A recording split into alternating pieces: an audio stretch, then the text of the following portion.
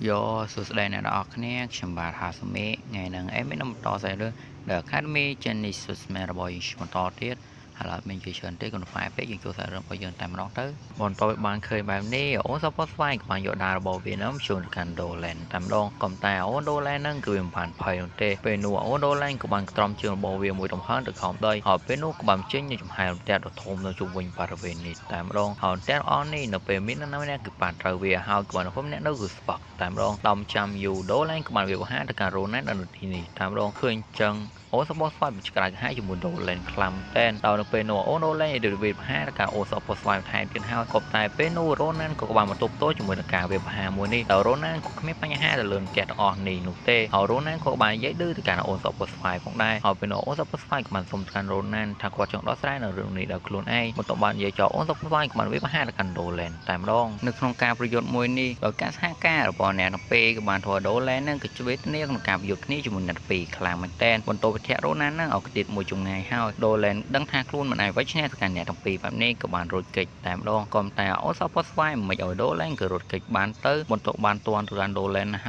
ើយអូសពស្វាយក៏បានប្រើស្គីលរបស់គាត់វិវហាទៅកាន់ដូលែនតែម្ដងបន្ទោពីដូលែនត្រូវការវិវហាមួយនេះក៏បានធ្វើឲ្យគាត់នឹងគឺដេកតែម្ដងបន្ទោពីការប្រកួតត្រូវបានចប់រ៉ូណានរបស់យើងនឹងក៏ចង់យកពេលដូលែនទៅកាន់ពុននេះគេលុតលែនបីសួរចម្លើយផ្សេងបន្ទោនិយាយគ្នារួចអូនសពស្វាយនឹងក៏បានសុំរ៉ូណានដើម្បីចាក់ចេញទៅមុនក៏ពួកគាត់បញ្ញាប់យករឿងទាំងអស់នេះរៀបការកាន់គ្រួសាររបស់គាត់បន្ទាប់និយាយហើយអូសពស្វាយនឹងបានរត់ចាក់ចេញពីនេះបាត់តែម្ដងនៅពេលរ៉ូណានក៏ពងសេជេតកាន់អូសពស្វាយនោះពេលនោះផូថូមួយក៏បានលឺឡើងចេញមកហើយវាឆ្កាំម្ដងរបស់ប្រជាក្រាវ៉ានិងណាវីរ៉ូក៏តែអ្វីដែលធ្វើរ៉ូណានរបស់យើងនឹងគឺចារ៉ូនោះវាជារូបពលលើអារបស់ណាវីរ៉ូនឹងឯងបន្ទាប់ពីនោះដោយមិនចង់ឲ្យខាត់ពេលវេលាយូរប្រជាក៏បានសួរកាន់ណូណានតេតតងពីរឿងទាំងអស់នេះហើយរ៉ូណានក៏បាននិយាយប្រាប់កាន់តាណាអីចឹងទៅហើយរ៉ូណានរបស់យើងនឹងក៏បានរំលឹកទៅកាន់ប្រជាទាំងពីរនាក់នេះផងដែរតេតតងពីពួកអាហាយយុទ្ធជុំដល់ថ្ងៃថ្មីយើងក៏បានឃើញថាប្រូរ៉ូណានរបស់យើងនឹងក៏បានឃោសនាពីក្លៅរបស់គាត់អីចឹងទៅតែរ៉ូណានរបស់យើងនឹងគឺឃោសនាបែកឆ្នាំខ្លាំងតែនហើយនៅពេលដែលរ៉ូណានក៏ពោឃោសនានោះយើងក៏បានឃើញបុគ្គលម្នាក់ដែលមើលទៅកាន់រ៉ូណានផងដែ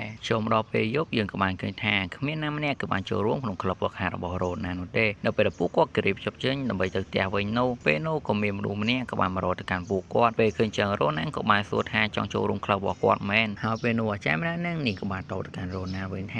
បើសិនមកនឹងចូលរួមក្នុងក្លឹបមួយនេះតើនឹងអាចប៉ះទៅកាន់សัตว์នៃសេសុមិនឬស្មារតីរបស់គាត់បានឬអត់ហើយពេលនេះយើងក៏បានឃើញមុំមាត់របស់អាចារ្យម្នាក់ហ្នឹងហើយដែលអាចារ្យម្នាក់ហ្នឹងនេះគឺជាម្បូ Vampire ហើយវេទមន្តដែលនាងប្រានោះវាគឺជាការគ្រប់គ្រងឈាមនៅពេលឮចឹងរ៉ូណានរបស់យើងហ្នឹងក៏មិនបានប្រកាន់ទេហើយរ៉ូណានរបស់យើងហ្នឹងក៏បានប្រាប់អាចារ្យម្នាក់ហ្នឹងគឺសាកល្បងស្គីទៅលើមនុស្សចម្បានេះតិចមើលតាមចាំយូរអាចារ្យម្នាក់ហ្នឹងនេះក៏បានប្រើស្គីរបស់នាងដែលមានឈ្មោះថាក្រញាំស្រមោលហើយក៏បានវាបហាដល់ការមនុស្សចម្បានោះនេះបានធ្វើឡើងនេះគឺមានការផ្ទុះយ៉ាងខ្លាំងតែម្ដងជុំរត់ថ្ងៃថ្មីនៅមុខក្លឹបរបស់រ៉ូណានដែលថ្ងៃនេះរ៉ូណានក៏បាននាំបាក់ពួករបស់គាត់នឹងមកជុំគ្នាតាក់ទងពីរឿងដ៏សំខាន់មួយដល់រ៉ូណានក៏មានគោលបំណងទៅកាន់តំបន់មួយដែលមានឈ្មោះថា Widen ដល់រ៉ូណានគាត់ទៅទីនោះដោយសារគាត់ចង់ដឹងពីវិធីដើម្បីដោះបណ្ដាសារបស់គាត់ហើយអ្វីដែលយើងគួរកត់ស្គាល់នៅតំបន់ Widen នោះយើងក៏បានដឹងថានៅទីនេះគឺវាក្របដណ្ដប់ដោយចំហាយម៉ាណាដែលវាស័ក្តិសមជាមួយអារីយ៉ាតែម្ដងមកដល់ទីកន្លែងមួយពួកក៏បានជួបផ្ទះគ្នាជាមួយនឹងជំរំរបស់ពួកអុកតើពួកអុកអស់នេះគឺវាចង្រៃខ្លាំងតែងគឺមិនខុសពីពួកអកភ្លេងប្រមាណនោះទេស្របពេលនោះយើងក៏បានឃើញបុគ្គលម្នាក់ក៏បានលេងឡើងចេញមកដែលបុគ្គលម្នាក់ហ្នឹងក៏ជាបូអ៊ីបដែលគាត់មានឈ្មោះថាសារ៉េហើយអ្នកគ្នាច្រឡំមាត់មិនមែនអ៊ីបទេគឺអែលវាជាប់តាចេះអានខុសហៅឥឡូវតាមពេលយើងចូលទៅយើងវិញអ្វីដែលលើពីនេះទៀតក៏មានអាយុ1000ឆ្នាំបាត់ទៅហើយដោយសារ៉េក៏មកទីនេះគឺមានគុំណោតែម្ដងដែលគាត់ចង់ណែនាំផ្លូវទៅកាន់រ៉ូណានដោយសា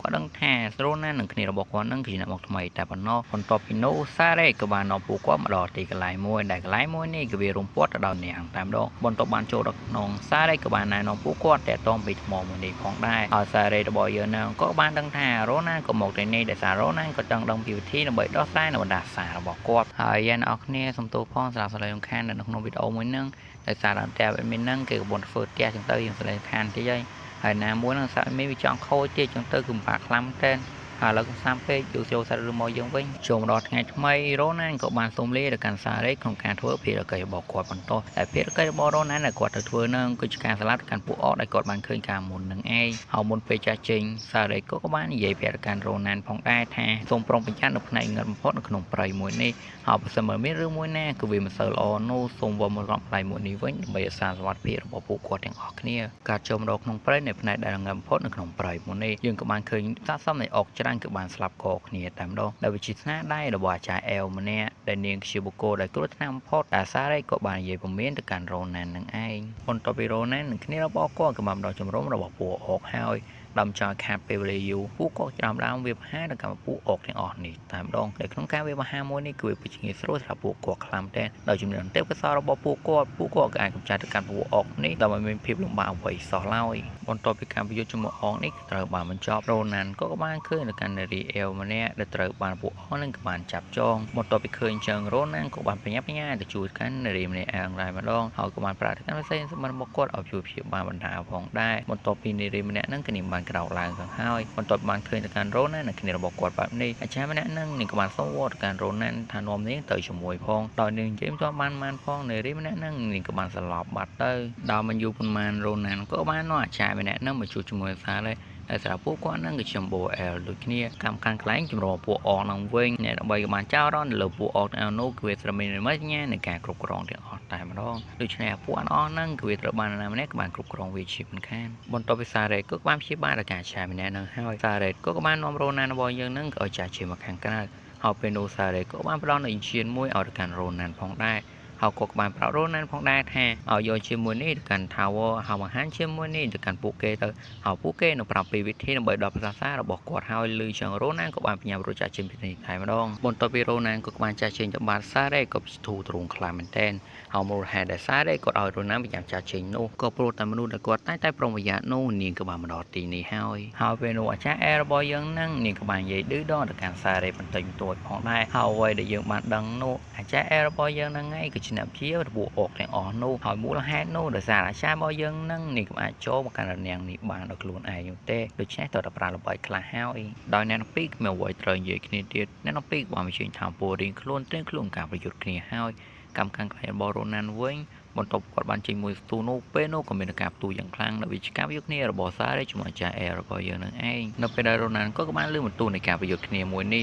រ៉ូណានក៏បានដឹងតែម្ដងហើយរ៉ូណានក៏រៀបចំជួយដល់ការសារ៉េហើយក៏តែពេលនោះក៏មានអុកក្បាលពីរមួយក៏បានស្ទាក់ផ្លូវរបស់ពួកគាត់ទាំងពីរតែម្ដងកម្មសាររបស់សារ៉េវិញយើងក៏បានឃើញថាក្នុងការប្រយុទ្ធមួយនេះពួកគាត់ទាំងពីរនឹងគឺស្មារតីគ្នាខ្លាំងមែនទែនហើយពេលនោះសារ៉េក៏បានប្រើនៅវេទមន្តខ្យល់របស់គាត់មកកើតឆ្កប់ជួរដ៏ធំមួយហើយក៏បានវាបង្ហាញដល់ការអាចារ្យអែរបស់យើងតែម្ដងហើយអាចារ្យអែរបស់យើងនឹងនេះក៏បានឲ្យចាញ់ចិត្តរបស់សារ៉េតែនាងក៏បានប្រើនៅសិនដាសមោរបស់នាងហើយក៏បានវាបហាដល់ការភ្ជាប់ជួរមួយនេះតែម្ដងបន្ទាប់ការវាបហាមួយនេះទៅបានរសាត់អស់ពេលនោះយើងក៏បានឃើញថាអាចារ្យរបស់យើងនឹងនេះចាប់ហត់តែម្ដងស្របពេលនោះក៏មានការផ្ទុះយ៉ាងខ្លាំងមួយដែលក្រោយផ្ទុះនឹងវាឆ្លៃរបស់រ៉ូណានរបស់យើងនឹងឯងឃើញចឹងក៏បានហូសារ៉េនឹងគាត់ភ្ញាក់ផ្អើលតែម្ដងនៅពេលគាត់ភ្លេចខ្លួននោះពេលនោះអាចារ្យអែរបស់យើងនឹងនេះក៏បានកាត់ដៃរបស់គាត់ចោលតែម្ដងកម្មការកន្លែងរបស់រ៉ូណានវិញយើងក៏បានឃើញថារ៉ូណានរបស់យើងនឹងបច្ចុប្បន្ននេះវាយកមកអងខ្លាំងមែនទែនហើយពេលនោះរ៉ូណានរបស់យើងនឹងក៏បានបើកការវាបហាដ៏ធំមួយទៅកាន់អុកមួយណាក៏តែមើលទៅអុកមួយនឹងគ្មានបញ្ហាអ្វីទេហើយពេលនោះអុកមួយនឹងក៏បានវាបហាទៅកាន់រ៉ូណានផងដែរក៏បានធ្វើរ៉ូណានរបស់យើងគ្រាមួយចម្ងាយតែម្ដងក៏តែការប្រយុទ្ធមួយនេះត្រូវបានបញ្ចប់បន្ទាប់ពីរ៉ូណានក៏បានប្រាត់ទំនងដាងនៃស្នេហ៍ទី4របស់ណាមរ៉ូហើយក៏បានវាបហាទៅកាន់អុកមួយនឹងក៏បានធ្វើអុកមួយនឹងគឺវាដាច់ជាចំណុច